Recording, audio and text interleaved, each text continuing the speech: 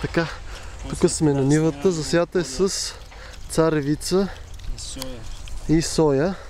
Нашата задача е да оплевим. Да, ето, да оплевиме. Ето, светло плеви.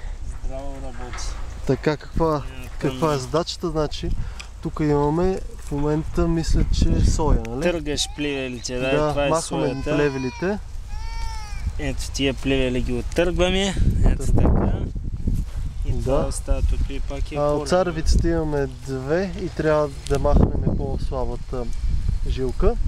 По-малкия корен с царевица го премахваме и плевиме. Сега покажи инструмента, с който се плеви. Да. Става и за проста глава да я очукаш също. Да. Може да я дрънеш. Там е нашия домакин,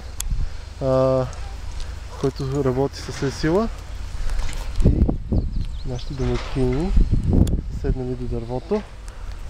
Така, приятно е, малко жегано, какво да се прави, така е.